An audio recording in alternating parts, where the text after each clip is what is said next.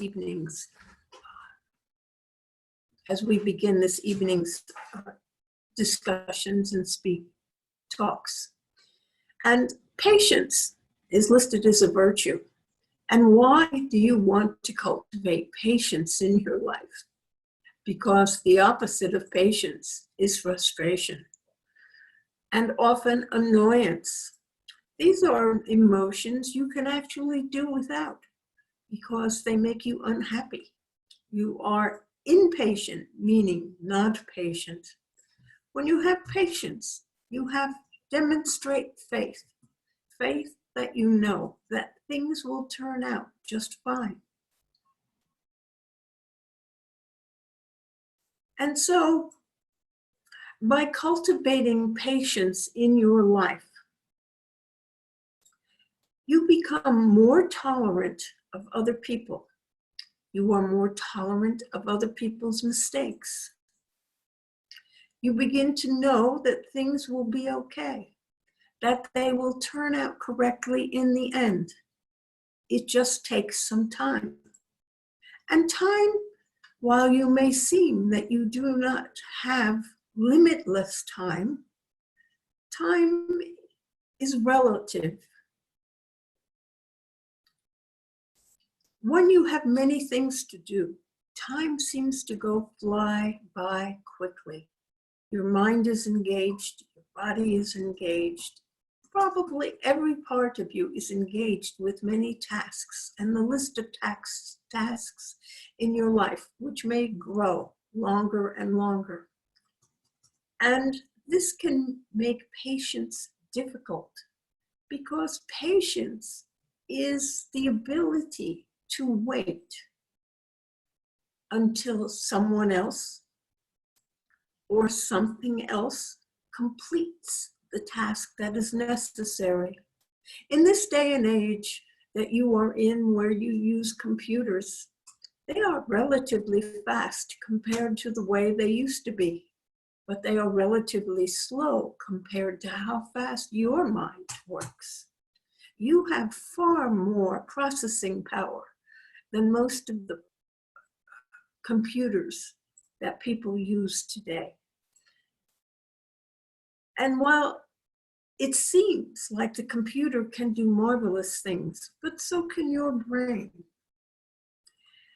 And when you have the limitation of time and things need to get done in a timely fashion, meaning there is a beginning and there is an end, and you have time in the middle, because most things cannot be done instantly.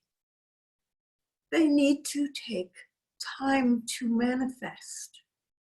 It is always helpful to develop patience in your life, because patience will bring you what you seek and what you want, because patience is what allows time to work. And when you hold in your mind what you wish to accomplish, what you wish to know, and you have patience, you will utilize your time in doing other things while you wait for whatever it is that you are seeking or you need to know. And as I have said, patience is a demonstration of faith, because when you believe, when you know that something will be accomplished, that you will find the information that you want or that you seek, that you receive the help that you would like to have in your life, when you know these things, you are demonstrating your faith that your thought will manifest in your life. Whether you are waiting for the actions of another before you can complete your own, whether you are waiting for the decisions of another before you can make decisions, it does not matter what it is. By having the faith and knowing that these things will be done, and they will be done correctly in the right way, so it is. At this point in time, many people are being tested for their faith and their patience. People have been staying home. They have not been doing their normal tasks. Perhaps they have been prevented from working, and they are worried about things. This is when it is most necessary to have patience, because this will enable you to continue to move through this time period with some optimism. Because patience will tell you, and faith will tell you, that this situation that you are in at this time will come to an end, and it will come to an end in such a way that you will benefit from it, and that there is an opening for good coming in your life. And so I urge you to cultivate patience at this time. Do not be frustrated because you cannot do the things you normally do. Do not be impatient to get back to a different life, or what you might consider a normal life. Do not be impatient for change, because change is inevitable, and you will be able to move forward again in your life. And so it is just to hold that faith in the knowledge of your knowing that what you would like to do, what you want to have manifest, will all come to you in time. Are there any questions to ask?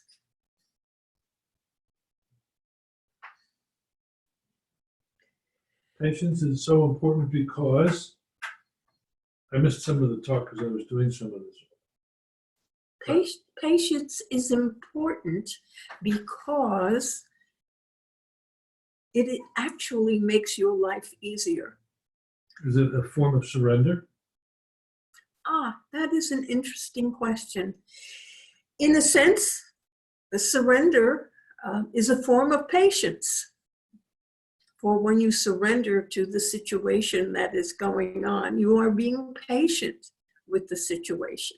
So it is, perhaps they are similar to one another. So patience is an attribute of someone who is spiritually mature. Is that what you would say?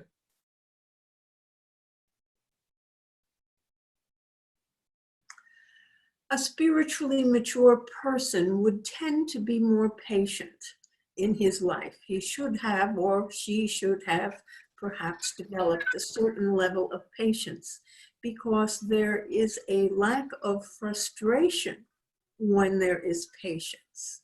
There is not irritation. And to live a serene and happy life is a sign of a spiritually adept person, because they have the proper way of, they can adapt the proper way of thinking about the situation, so that in such a way they are in harmony with it at all times. And that is a sign of patience, going into harmony and not demanding things be other than they are at the moment. It implies a great deal of acceptance. Mm-hmm. Of course, it is acceptance of the moment. It does not mean that you cannot seek to change or change the situation or to hurry it up, but a certain level of patience brings about serenity and harmony. And these are the sign of a spiritually mature person.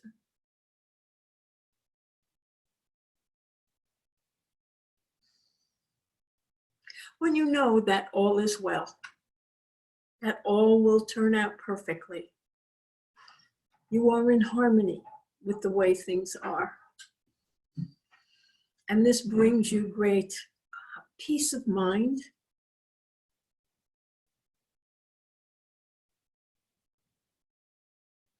It brings its own blessings in many ways. You have this problem in life. It is called stress by everyone. And everyone says there was stress in your life. And what causes stress? Stress is caused partially by impatience and wanting things to be different than they are. It is caused by almost anything, is what they will tell you. Meaning they, the psychologists. And so you can get a great deal of stress going on a vacation. Actually preparing for that vacation probably brings the most amount of stress, but they tell us that even the excitement and the looking forward to the vacation is a stressful event for your bodies. And anticipation, eagerness is supposed to be a stressful event. Happiness is supposed to be a stressful event. I would take issues with some of these things. For great happiness, great anticipation, and joy do excite the body and stimulate hormones within it. But these bring about beneficial consequences to the body. They do not harm the body. And so stress should be reserved for those things that cause you distress, disharmony, unhappiness. These things are truly stressful on the body because your mind, by judging situations as being unhelpful, as being bad for yourself, these things all cause disharmony within yourself and upset your balance. You see, when your heart races because it is thrilled and happy with something, it is a joyous event. When your heart races because you have great fear of a situation, that you fear you are going to be hurt or damaged in some way. This is not the same. The rapid heartbeat has a different, I wish to say, beat to it. It is functioning differently. There is a difference between the heart that is stressed because your body is moving quickly because you are exercising and doing things which are making you take deep breaths and move maybe heavy objects or strong things. That heart is responding to good kinds of stress upon your body. And the heartbeat, while it is faster, is beneficial because it is moving blood through open veins and arteries, whereas when you are stressed, you tend to be constricted. Your muscles are constricted and tight. Your body is tight, and your heart is working hard to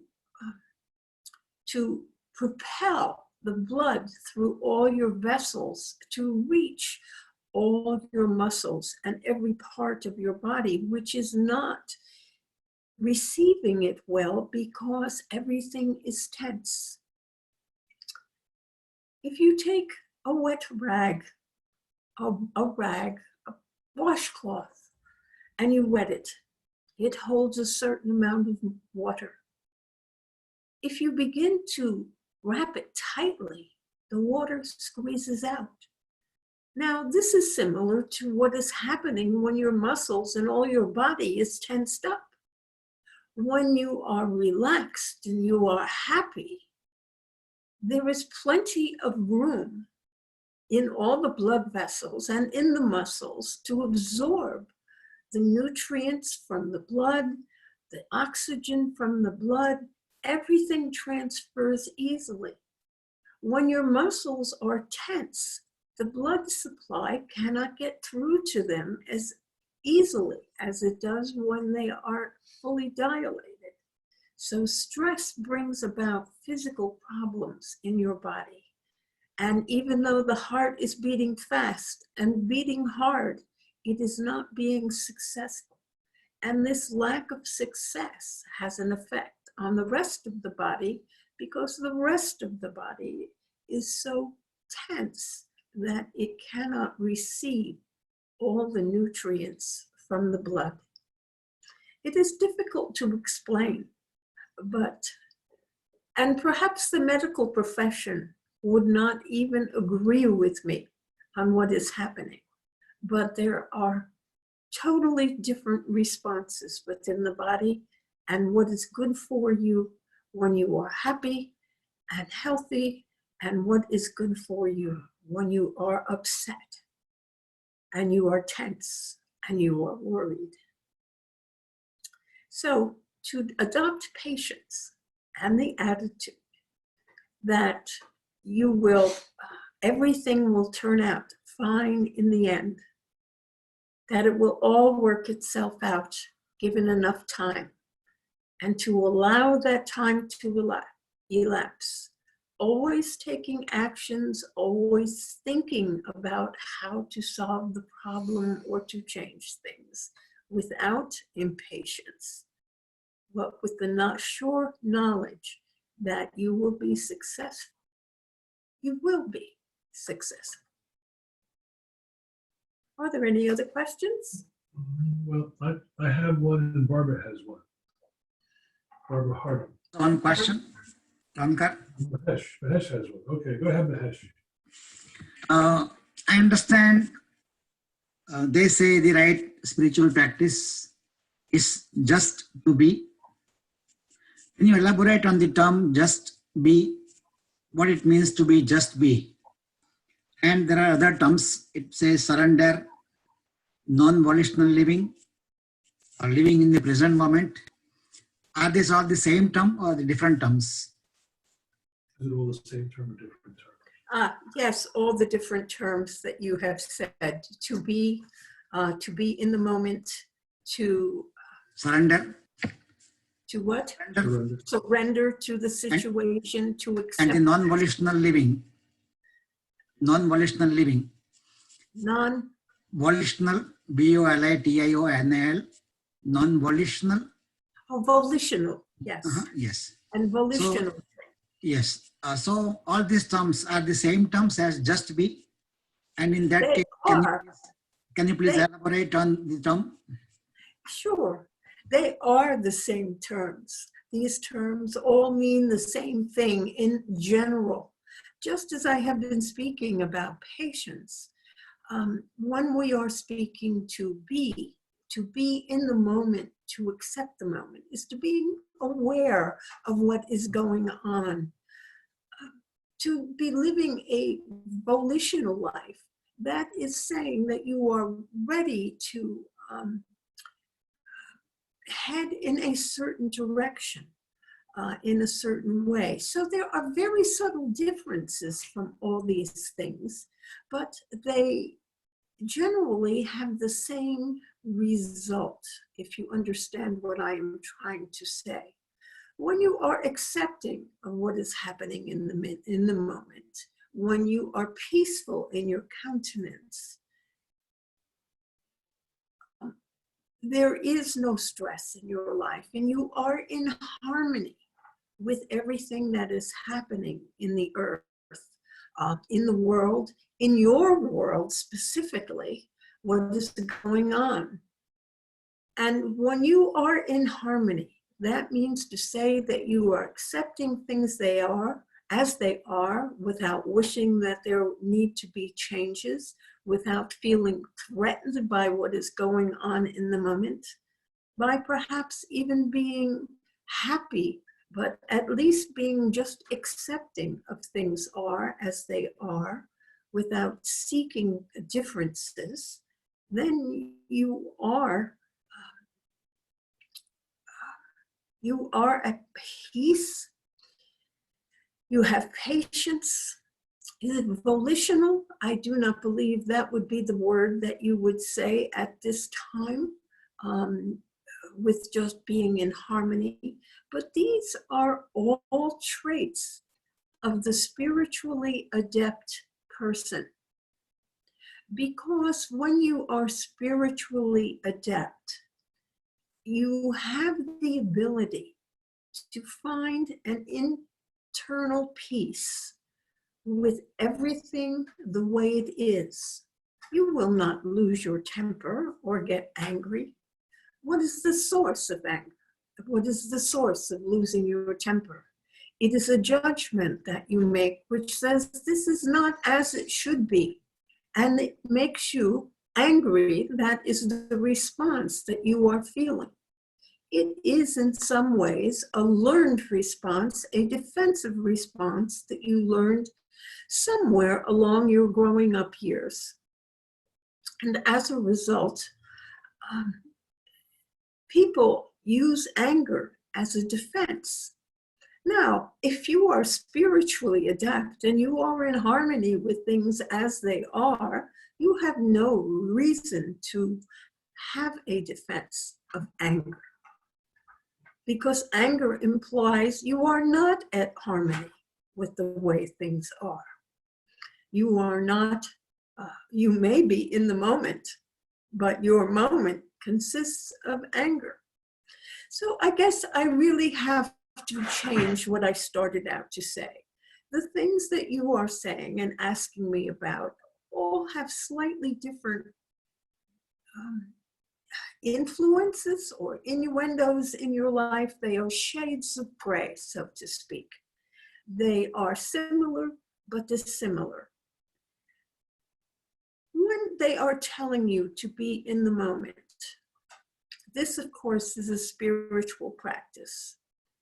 To be fully conscious of something, whatever it happens to be. It may be your breath. It may be your mantra. It is whatever you choose to be fully connected with at that moment in time.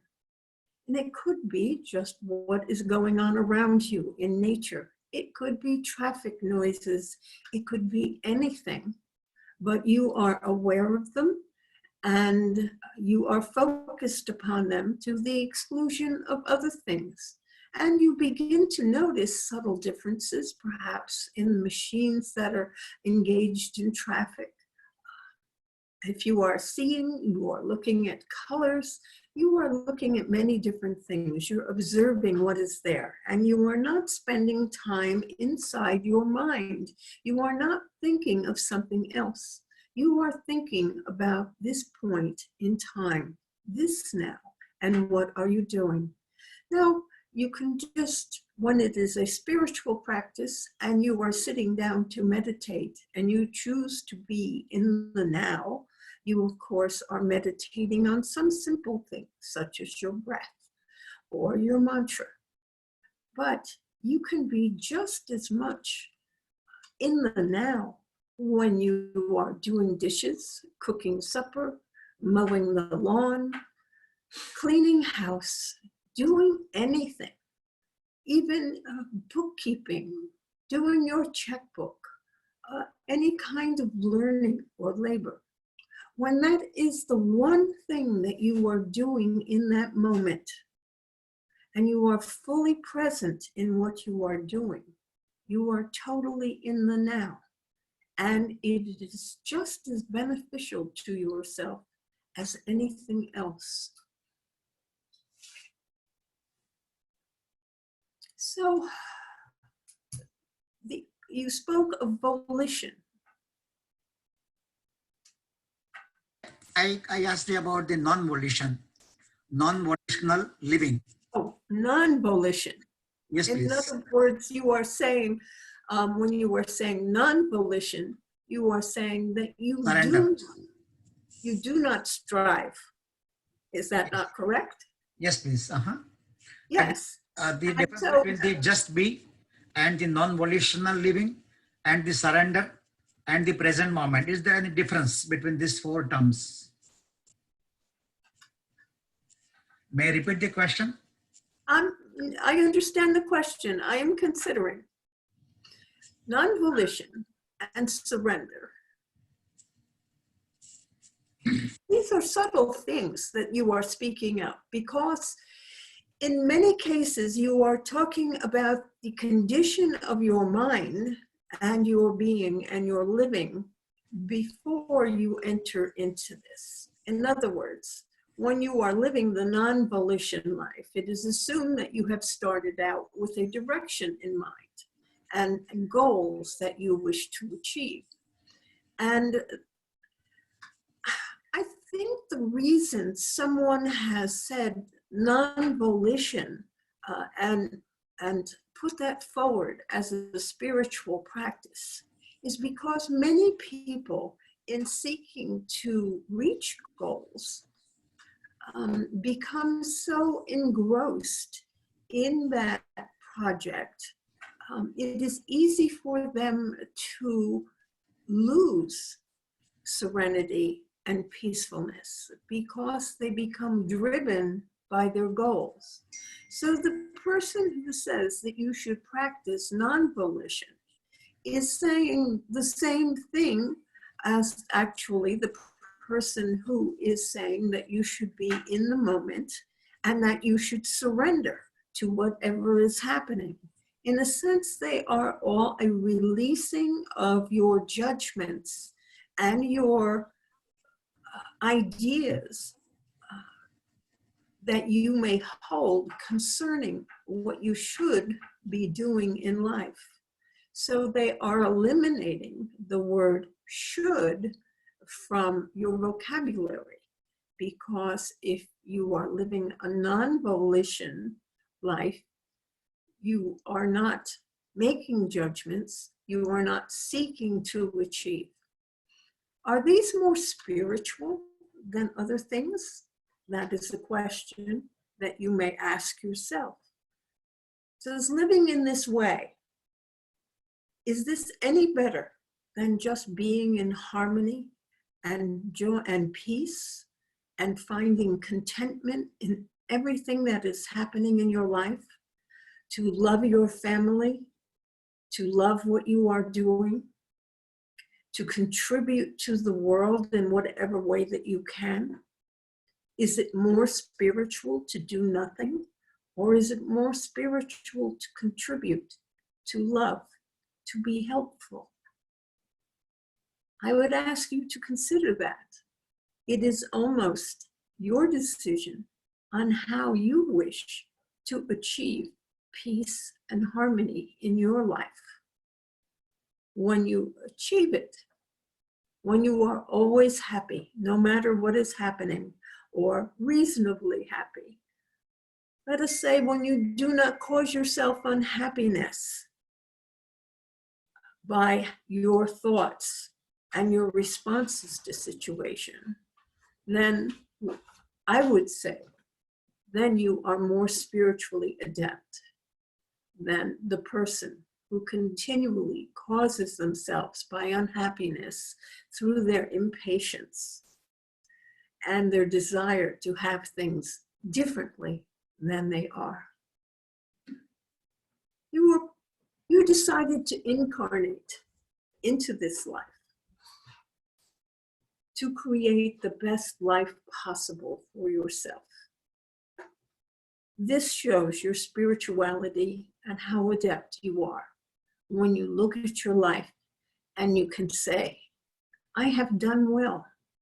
I have been happy. I have been contented. I have been at peace. I have seen the love and happiness of my family members. I have contributed to society, and everything I did only contributed to the beauty of my own life. Then you are truly, truly spiritually adept. I hope that was helpful. Yes, Ranka, thank you. Thank You you. are welcome. It was helpful. Barbara. Yes, hi, Ron Carr. I know we've been talking the last couple times about, well, you, and how you've lived many lives here on the earth plane. And my question to you is, I mean, I see now you're a guide, but would you ever want to experience another life here? Would you ever want to return?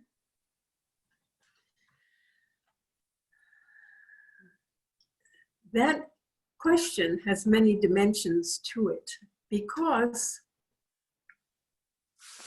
what is interesting is that I have already had a life in a time that is future from this one. And from my point of view, being outside of time, lives are not always sequential. In other words, you do not start a life as a caveman and then progress into someone living in 3,000 years before Christ, and then during the time of Christ, and then after Christ, and however you choose to number the years, which of course has changed through the centuries by different governments and different societies. You do not sequentially go into these. You go into a life that is most appropriate for you. And these may be not in sequential order, because sometimes it is more desirable for you to live a simple life, which can bring about a great deal of peace and harmony, or sometimes it is necessary to be in a more sophisticated life, depending upon what you want to learn, what you want to demonstrate, and what you want to do. And so lives are not always sequential. So when you ask me, do I ever consider coming back into life again? Well, the answer is certainly yes. I would consider that. There are so many advantages to coming into the earth plane, mostly that you can be a creator and you can create a life. And this is the primary reason for incarnation. Aside from learning what you might want to learn, but you might say it isn't so much as learning, because you know it when you incarnate. It is demonstrating that this knowledge is so within you that you will act with it in that incarnation.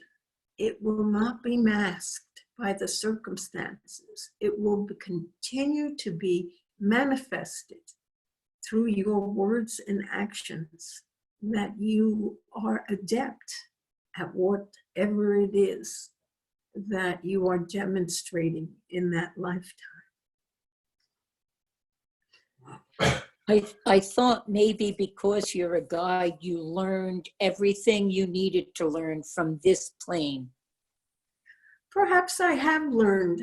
I have learned what I need to learn, that is true, but that may not stop me from deciding on another incarnation. Oh, I see. Just for the fun of it, huh? Well, you might consider that, and there is considerable risk in an incarnation, because the difficulty always is that you are so lost in the physical, and you are lost in time, and the circumstances that you have chosen make more difficult for yourself to manifest great things, so that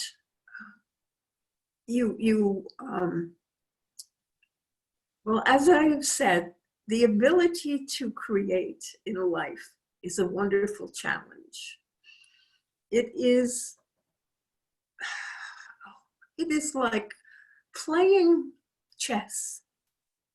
When you are already a master at playing chess, you still want to play chess. Even though you are so good, you win from many, many opponents. And it takes someone who is as good as you to be a challenge. And so when you seek that challenge of playing the game of chess, when you seek the challenge of coming into life and making it a good life out of a difficult life, you always risk the danger of losing the game. And you could always set up some more karma for yourself that you might have to come back and take care of in the future. I never thought of it that way. Thank you so much. Yes, Thank I you. know. It is normal to think about the fact that you go through a series of lives and you get better and better. And when you finally have a perfect life, one in which you enjoy great happiness through most of it, or it does not even matter. You do not have to have great happiness.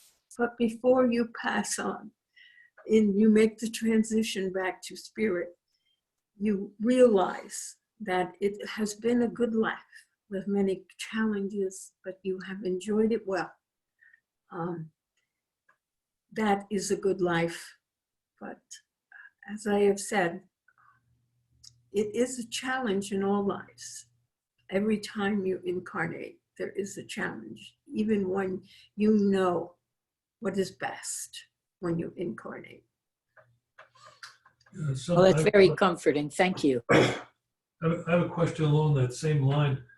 There are many schools of thought, many, I guess, gurus and teachers who proclaim that the goal is to live a life so well that you do not have to come back to incarnate. And I could see where both what you're saying and what they're saying really could kind of fit in. It's a question of what that individual soul would desire.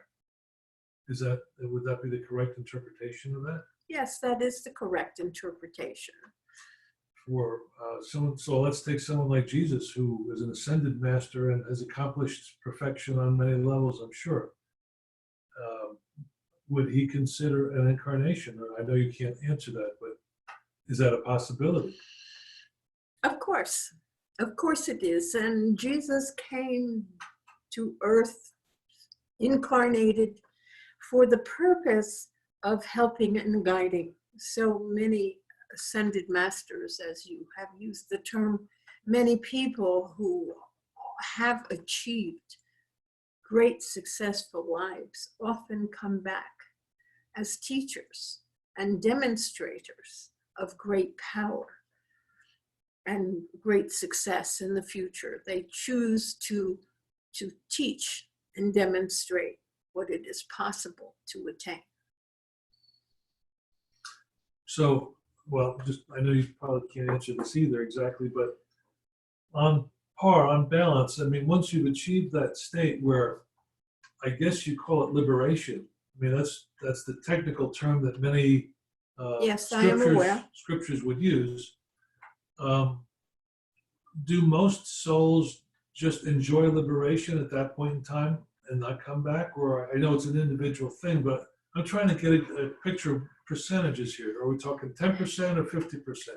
I could not answer you in percentages, but there is still the lure of being a creator.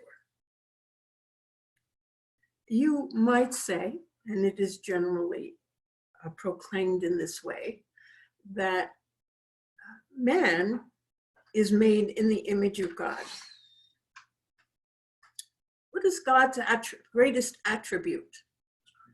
And that is creator, that he creates. And so the only place that you can be a creator is within the physical world. And that is why continued incarnations are so desirable for most people. If you ask a painter who has just painted perhaps his best painting ever, his masterpiece, so to speak, if he would like to paint another one, he will tell you yes. A painter is inspired to paint to create through painting, visual art, and pictures. And there's always new ways of creating, new ideas to being put down on canvas. Writers continue to write. These are creative processes. They write because they want to bring out information or to create a story that is inspiring and uplifting, or just amusing or scary. It does not matter what it is they wish to create, and they write one book after another. The musician, as you well know, loves to create music. And so he works at playing his instrument and becoming better, making more beautiful sounds, and perhaps creating music himself, writing it, inspiring others to create it with him. And so he continues to create. And these are simple things that you see demonstrated on the earth plane in every day. It is the same when it comes to creating. If you create, when you have left an incarnation and you look back over it, for you do relive your lives after you transition, and you look over it and you could see room to do better, room to do different. What if I had tried this? What if I had came into a different kind of family? Could I do this? It is the urge to create. And so some of us may choose to come back because we want to be musicians or painters or writers or engineers or inventors or nurses or doctors. We may come back with these aims in life because these are all careers, lives, which have a great deal of creativity in them. Now you may think an ordinary person who is on an assembly line, not particularly well educated, but he is still creating a life. He is creating either a happy life or maybe a not so good life or an unhappy life through the ways that he acts. But he is creating his own life again. And it is up to him. Now, when he incarnates, he knows he has that responsibility, and he knows that he will be creating. But in the middle, he may or may not be aware of his creative abilities, that he can create a wonderful life, that he can create a not so wonderful life by the way he acts or reacts. And it is determined, since he chooses the environment of his incarnation, he may choose to place himself in an area of learning where he can learn to have the tools to be a good creator, or where he has to figure them out for himself. Well, that is always possible, because when you incarnate with everything you need to have a successful incarnation. So the knowledge is always there within you. If you learn to go within, you are always guided to manifest the knowledge, information that you need to be successful. And so it does not matter if you choose to come in to a place with religious context that speaks of an afterlife that you can strive to be happy in, and that you should strive in the lifetime. It does not matter whether that is in your life or not. You always have that with you. It is within inside, and it is with you in your incarnation. So I have slightly gotten lost in the weeds, I think. No, actually, that was all part of it. Yes. Only because I've heard this so many times from so many people, like, I'm not coming back. This is my last incarnation type of thing. And that seems to be the goal of many. Well, that is the goal of some people when they're in the middle of an incarnation and they view that that it is stressful and difficult. And if they can learn to live a good life, they need not come back. And that is true. They need not come back. But the desire to come back once you are in spirit is very strong. I will say that to you because this is the only place you can be a creator. And while you may not like the physical life while you are here, and that is almost a guarantee that you will choose to come back because you are not in harmony. You are not in bliss. You are not happy. And so if you wish to, you need to strive to be happy and peaceful in your daily life, to be in harmony with everything that is, and to know that everything always turns out right and correct and manifests the way that it should. And when you have that peace and harmony within yourself, you will not think that this is going to be my last lifetime. You will simply enjoy the lifetime, knowing it is good. That goes back to patience again, right from the beginning. Yes, it goes back to patience.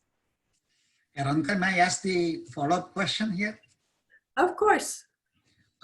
This individual creation, the individual creation part, it is there until a person has the ego or the knowledge that I am the body, the individuality, the individual that I am, the individual person. But in case of masters whose ego or the individuality has dropped, the I, the individual I has dropped, and they have realized the oneness of life, that life is one, there is no individual. In that case, I mean, those are the liberated masters. In that case, do they prefer to come here for creation, or they just prefer to come here for teaching? Yes, many of them come for teaching, but recognize that that is also an opportunity to create, because you are going to hopefully inspire others as a teacher, inspire others to achieve great harmony in their lives, or let us be an ordinary teacher, we will say, a high school teacher teaching teenagers. That type of a teacher is still a teacher. Many of them are masters, and they are there to inspire in their young charges the desire to grow, to aspire to be more. And so many teachers, people who have teaching as a vocation, can be quite elevated masters. Now, you made mention of the ego, and I had some difficulty understanding what you were referring to, but I would like to say this about the ego. Many of you feel or are under the impression that the ego is bad, that it is an obstacle to life. Actually, the ego is present because its job, so to speak, is to protect you and keep you alive in this world. It keeps you thinking of your own self and what is good for yourself. So it has a very special role to play. It is necessary to have an ego that watches after you and is for your good, so to speak. The ego can separate you from others, and in truth it does, because once again, its job is to help you be who you are in every way. And so the ego will acknowledge that you are different and will stress your differences, and that you are separate from other people. Of course, you are all one when you move into spirit. Although we have differences, we are separate, so to speak, we are all one at the same time. It is something that is not understandable when you are in the physical world. The ego does not have a place and does not exist in spirit. It is within the physical world. And remember that its job is to preserve you, to keep you healthy, to keep you aware of what is good for yourself. And while it can cause separation and cause difficulty in your life, it is a necessary part of who you are. So you know who you are. It is true, you may not know all of yourself. You may not know yourself as spirit, to know your soul, but you are truly a spirit in a physical body. Your spirit animates this body, and the ego goes along with the body. When the body no longer can support itself, the ego will die with the body. There will be only spirit left, and a knowledge that is significantly different than the knowledge you have when you are on the physical plane, in the physical body, where you experience the differences between yourself and others, and don't always see or understand or know that beneath the physical, there is only one, and we are all together in the same pot, so to speak, spiritual continuum. Now, when I said when I used the word ego, I meant an individual I, like Yes. the knowledge or the feeling that I am the body. But when that knowledge drops, when the knowledge drops that I am the body, and when a master realizes then that there is a oneness, there is no individual I. Now, I was reading a book by U.G. Krishnamurti, and he says that when this happens, when the ego drops, when the I drops, the individual I drops, then the word he used was Agya Chakra. I don't know what is the English word for that. Agya Chakra is in the forehead between the two eyebrows, and that particular center, Yes. takes care of the body, which means the universe takes over the body. And whatever is good for the body, that will happen, that the universe will do that. But that person, that individual person will not do anything. The body will not be guided by the mind, the individual mind, the ego, but it will be guided by the universal universe through the Agya Chakra. Suppose a person goes to a store, that master goes to a store and go to a particular aisle and picks up an ice cream. Then if you ask him, why do you pick up this particular ice cream? He will say, I don't know. But that universe knows that this body likes this particular flavor of the ice cream. And so on and so forth for everything. Like if there is a fire, the universe will try to save that body. So the body is taken care by the universe, and there is no individual I or the ego. In that case, does the person come back except for for being a spiritual teacher? You did reply that this. Yes. Okay, I understand your question and your explanation more fully now.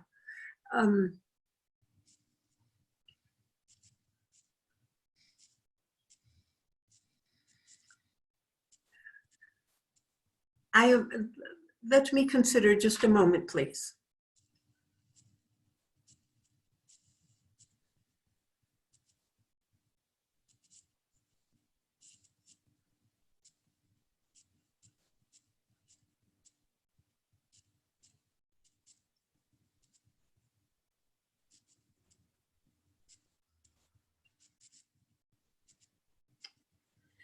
The individual who surrenders the I, as you have said, who lets it drop, in the sense that it has no personal preferences for itself or the physical body.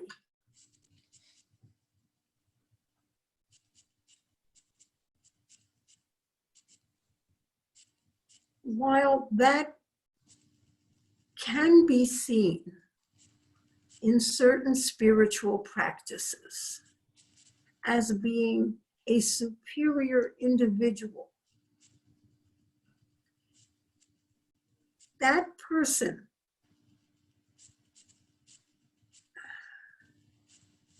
may choose to incarnate as a teacher and master.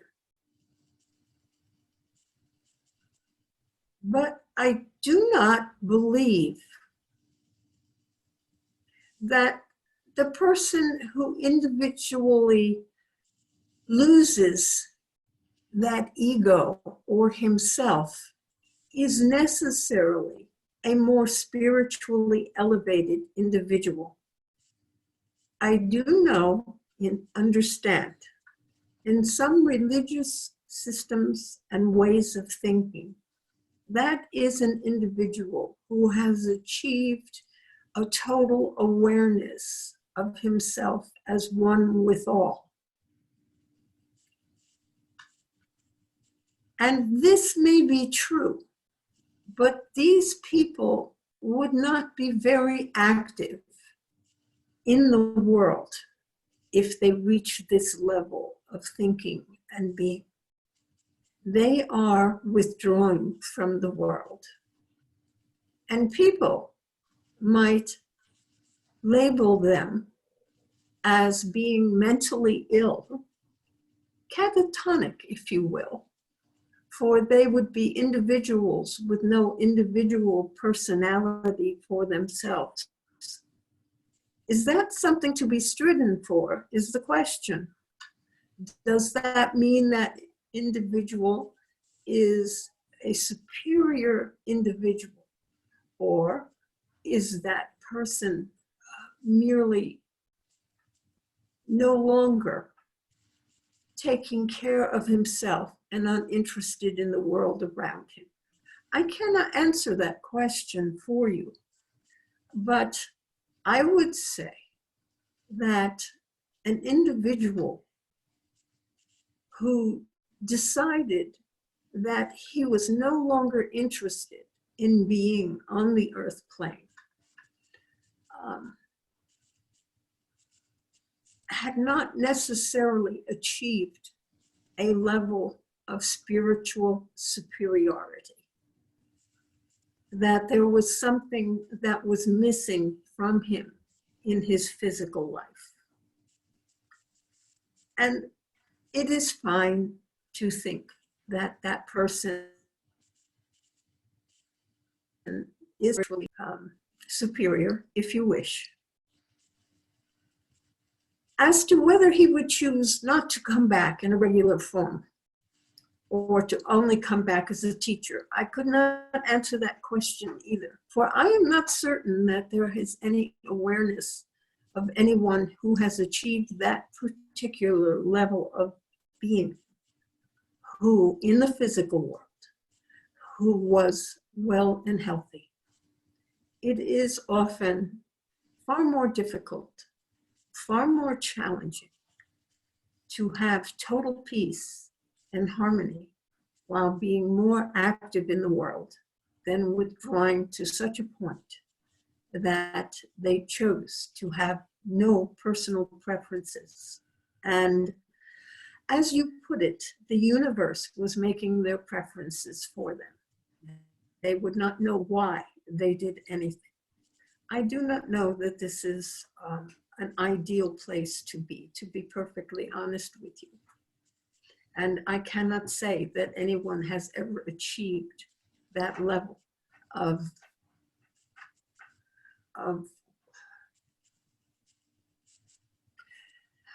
even in the spiritual world, we know that we are together as one, but there is individual personalities that are present, that we are not separate, but we are separate in our consciousnesses and awareness of ourselves as a whole.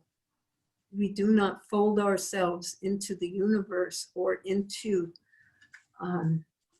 a single spirit of life that is similar to what the animals do. Animals do not have individual consciousnesses when they pass out of their bodies. They all return to an oversoul. Humans do not return to the oversoul in that way, as they retain some individuality and create lives, depending upon how you wish to live your spiritual life. You have choices that you can make there too. We need not get into that subject. I'm sorry if I have not been helpful. Are there other questions from anyone? I have one that's not on the subject, so to speak. Yes, that's fine. Okay. We're talking about something in the Bible, and it was concerning the Bible talking about angels versus demons, and demon or angels fighting in heaven and then throwing the other angels out, and I guess they were called demons. So what exactly is that all about? And was there ever some kind of fight between angels, and what is the Bible referring to as demons, since I know there's not supposed to be any demons existing? There's not supposed to be.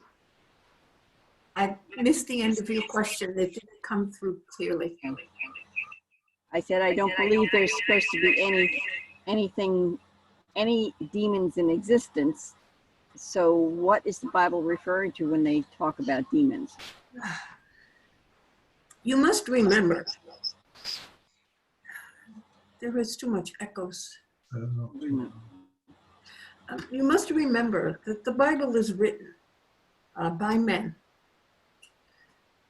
for an individual consciousness, and has been changed, formulated, and inspired, so to speak, over many centuries. And so stories have been added to, deleted, changed over time. So when you are speaking of the Bible, it should be remembered that these are not literal things that happened, that these are stories that were meant to inspire or to help or to explain. And as a result, they can be interpreted in different ways for each individual. Now, in general, before the time of the Hebrews, who wrote the Bible, there was a generally religions had a strong belief in the balance of good and evil, and that there was always a tension between these things on the physical plane, between that which is termed good and that which is termed evil. And these were fighting energies, so to speak, aspects that were manifested. And they would fight one another for individual souls, if you wish, but there was always a conflict and there was always a balance. As the Bible was formulated in that, from those traditions, from those beliefs and spiritual ideas that were present in other civilizations among the Hebrews, some of this information in the same way was transmitted and brought forth. And so the story is as the story is. Some parts seem to imply that this warfare that went at the heavenly level, that was a warfare that actually occurred. Some of them look at it merely as the angels rebelled against God. And if you think of these things, it depends upon how you think of God and how you think of the creator of everything.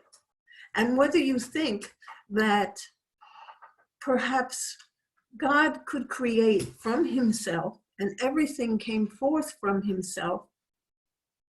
He is the creator of everything, and he brought it forth from the substance of his own being. So as a result, everything in the creation is part of God. It cannot be separated from God, because God took it forth from himself and said, this is what I am. I am the suns. I am the moon. I am the stars. I am the people. He has created everything from the substance of his own being. And so angels, those spirits of creation, and that is the way archangels are frequently viewed, that these are the energies that God used from himself, with himself, for himself to create. That these energies, these angels, rebelled against him. And as everything came from God, how could possibly part of himself rebel against him? It depends upon your view of God and creation. But because man has these impulses within himself, there is always a certain nobility within mankind that leads him to seek to do what is best for himself, as well as for others.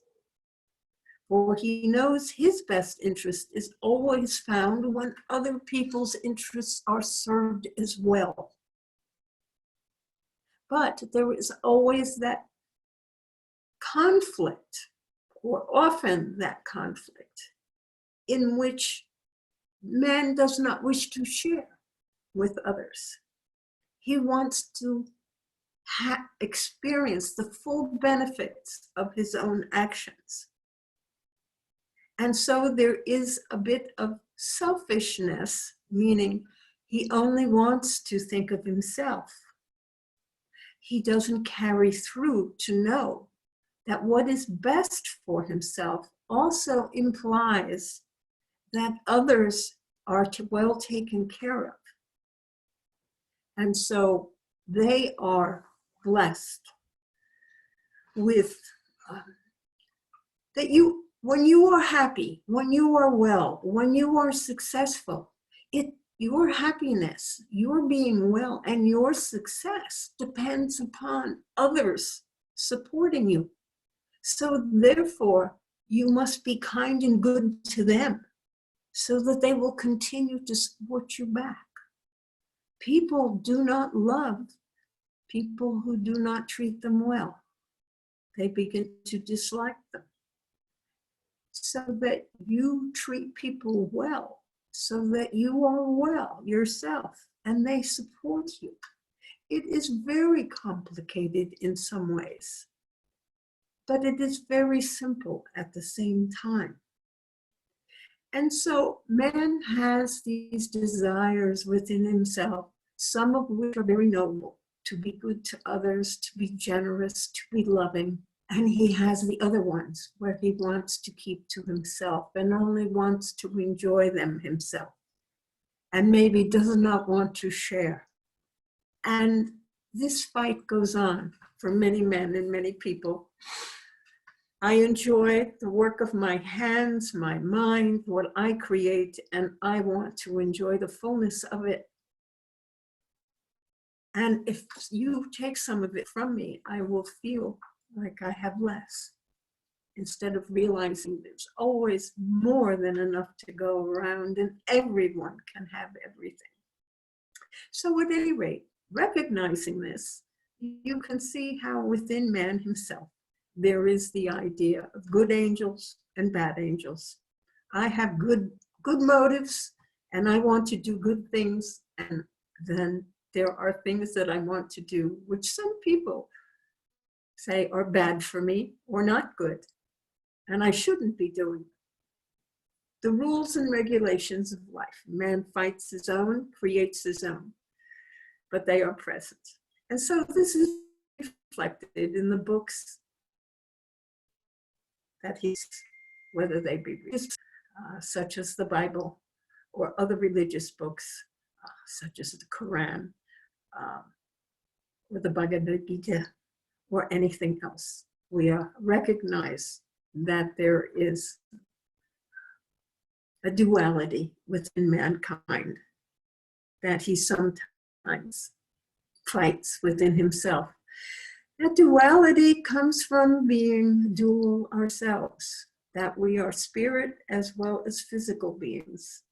And if we think strictly in terms of the physical world, we are always not quite as happy as we would be if we consider both our spiritual selves and our ethical selves, as well as our physical selves. It has gotten to be the end of our evening, and so it is time for me to say goodnight. And I give you all my blessings. Good night. Night. Right. Thank you, Rancor. Night. I am back, and this is Juana again, and I always have to come to say goodnight. So remember, I love you all. Good night. Good night. Good night. Thank you.